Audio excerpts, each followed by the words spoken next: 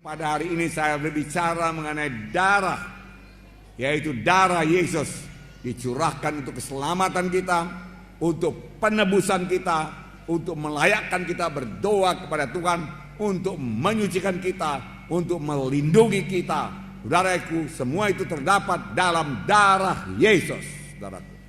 Untuk kesembuhan kita terdapat dalam darah Yesus. Karena tadi saudaraku memang firman Tuhan berkata oleh bilur-bilur Yesus, kamu sudah sembuh. Haleluya. Dan kita tahu pasti saudaraku, bilur Yesus tidak bisa dipisahkan dengan darah Yesus. Pada waktu itu dicambuk saudaraku, saudara dia berbilur-bilur dan darah mengalir saudaraku. Nanti saya terangkan lebih jelas saudaraku. Kamu ditebus bukan dengan emas dan perak, tapi kamu ditebus dengan darah yang mahal, darah anak domba yang tidak bercacat celah, yaitu darah Yesus, saudaraku. Saya harap saudara semua pada hari ini memiliki darah Yesus dan mulai menerapkan darah Yesus dalam hidup saudara. Banyak juga anak Tuhan tidak menerapkan darah Yesus, tidak memakai darah Yesus, tidak memanfaatkan darah Yesus dalam hidupnya. Saudaraku, sayang sekali. Terus terang saya katakan kepada saudara, tiap hari saya mohon darah Yesus bagi saya, bagi istri saya, bagi anak-anak saya semua, satu persatu saya sebut namanya, supaya dibungkus oleh darah Yesus, dilindungi oleh darah Yesus, dan si jahat tidak bisa menjamah dia. Kalau darah anak domba, yang hanya anak domba, darahku berumur setahun tidak bercacat celah, bisa melepaskan bangsa Israel, anak sulungnya, daripada kematian, dan si malaikat maut tidak bisa menjamahnya, setan tidak bisa menjamahnya, apalagi darah Yesus yang sejati. Haleluya. Tepuk tangan darahku, haleluya. Nah, darahku, jangan jarang-jarang menerapkan darah Yesus. Tiap hari terapkan darah Yesus. Kenapa jarang? Sudah jadi topik mengenai darah Yesus sudah hilang daripada pemikiran mereka. Tetapi Tuhan Yesus memerintahkan secara khusus pada umat Israel memperingati Paskah sepanjang masa, selama-lamanya. Nah saudaraku, sampai pada zaman ini seharusnya kita lebih bergairah memperingati Paskah. Karena sekarang anak domba Paskah yang sejati, yaitu Tuhan Yesus Kristus telah mencurahkan darahnya. Nah, saudaraku yang kasih dalam nama Yesus, untuk tinggal saudaraku dalam Yesus perlu darah Yesus. Banyak sekali berkat daripada darah Yesus, melayakkan dan menyucikan. Oleh sebab itu tiap-tiap hari saya mohon darah Yesus, saya ulangi lagi saudaraku, dalam kehidupan saya dan keluarga saya. Dan ini membawa berkat yang besar bagi keluarga kami, perlindungan Tuhan yang teguh, sehingga setan tidak berkuasa menjamah kami. Dengan darah Yesus kita bisa bersekutu intim dengan Tuhan. Dengan darah Yesus kita disucikan, dan kita dapat masuk hadirat Tuhan. Ku masuk ruang Maha Kudus dengan bersalut darah Yesus. Maka Bapa di sorga, Tuhan tidak bisa menolak kita, karena dia adalah darahnya yang kudus.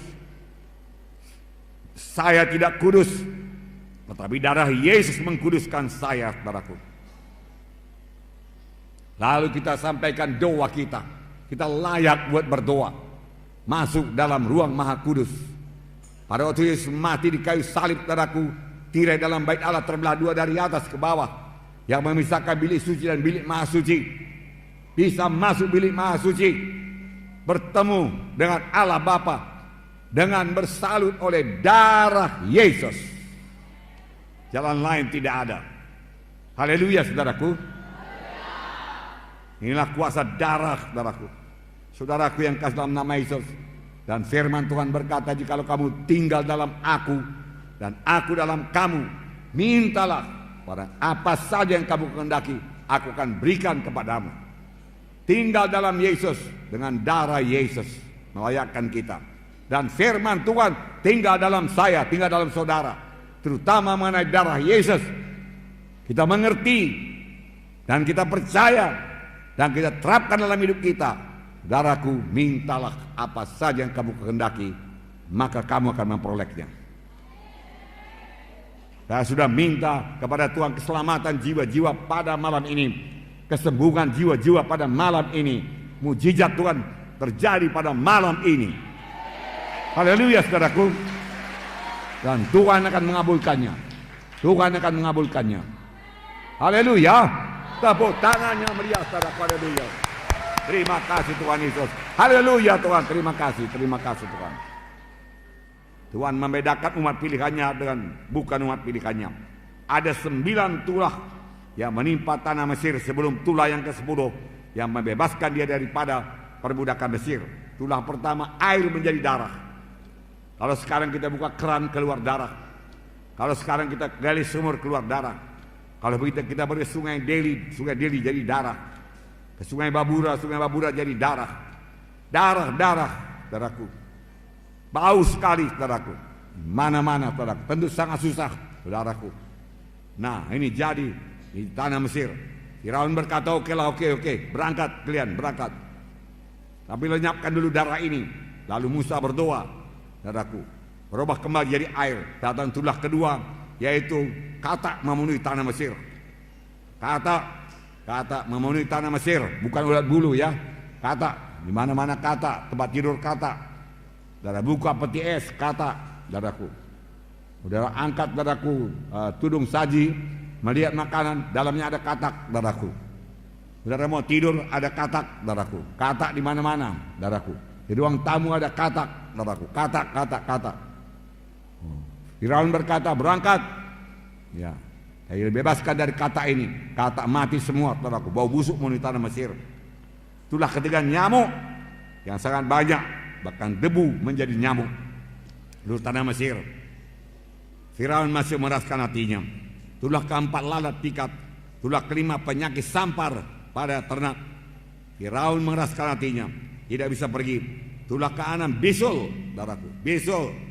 Dokter juga kena bisul, saudaraku. Semua kena bisul, saudaraku. Bisul di mana-mana. Wah, luar biasa, saudaraku. Saya belum pernah melihat yang seperti ini, saudaraku. Juga tidak bisa bebas. Tulah ke-7 hujan es. Tulah ke-8 belalang. Tulah ke-9 seluruh Mesir gelap gulita. Gelap gulita, tangan tidak bisa dilihat, saudaraku. Begitu gelap gulita, saudaraku. Tibalah tulah yang ke-10 yang membebaskan bangsa Israel, yaitu kematian anak sulung dari manusia dan binatang. Tuhan menyuruh malaikat maut menjalani seluruh tanah Mesir. Di mana saja rumah, di mana tidak ada tanda darah, saudaraku, saudara, ada kematian. Apakah Tuhan tidak bisa membedakan yang mana bangsa Israel, mana bangsa pilihannya dan bangsa Mesir? Tentu saja bisa. Tuhan kenal semuanya. Tapi mengapa Tuhan menyuruh sembelih domba Paskah? Karena Tuhan mau mengajarkan satu prinsip keselamatan, saudaraku, prinsip kebebasan daripada kematian. Prinsip untuk beroleh hidup yang kekal, yaitu melalui darah. Diajarkannya kepada bangsa pilihannya melalui darah anak domba. Dia mau mengajarkan penebusan hanya oleh darah, keselamatan hanya oleh darah, kehidupan hanya oleh darah. Darah anak domba, saudaraku. Nah, saudaraku, Tuhan memberikan perintah khusus, dan sepanjang mereka mentaatinya, mereka bebas daripada kematian. Yang menentukan hidup atau mati, darah anak domba. Haleluya. Sampai sekarang yang menentukan keselamatan saudara ialah darah anak domba Allah yang sejati, yaitu darah Yesus. Itu sebabnya setan tidak senang kalau saya berkhotbah, saudaraku, mengenai darah domba Paskah, darah domba Allah yang menyelamatkan, bukan kebaikan kita, bukan sumbangan kita, bukan amal-amal kita, bukan perbuatan baik kita, tetapi kamu, bukan uang kita, bukan harta kita, saudaraku, bukan korban kita kepada gereja, saudaraku, bukan itu yang menyelamatkan, bukan itu yang membawa ke sorga. Semua itu baik dan disukai Tuhan, tapi ibarat jembatan tadi tidak 1/10 pun membawa kita ke sorga, saudaraku.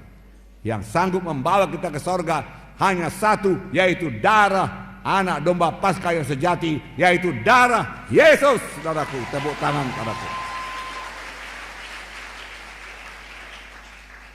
Haleluya. Hanya melalui Yesus kita selamat. Tidak ada jalan yang lain ke sorga. Tuhan sendiri berkata, akulah jalan dan kebenaran dan hidup. Seorang pun tidak sampai kepada Bapa kalau tidak melalui aku. Hanya Yesus jalan ke sorga. Haleluya. Miliki Yesus pada hari ini. Terima darah Yesus pada hari ini. Haleluya. Haleluya. Ucapkan apa yang saya ucapkan.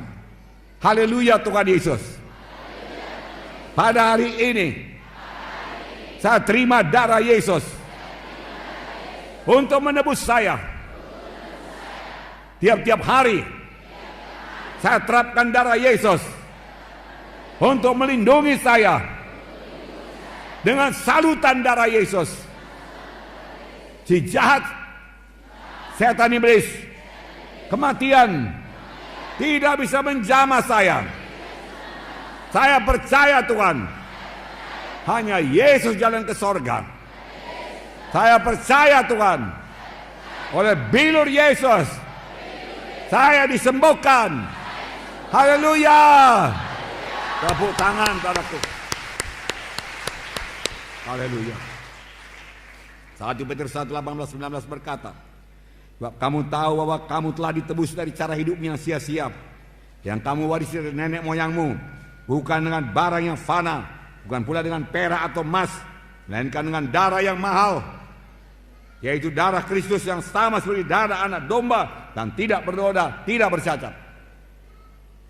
Kamu ditebus bukan dengan emas dan perak, dari perbuatanmu yang sia-sia, dari dosamu, dari penyembahan berhalamu, dari pemberontakanmu, dari ketidakpedulianmu kepada jalan Tuhan,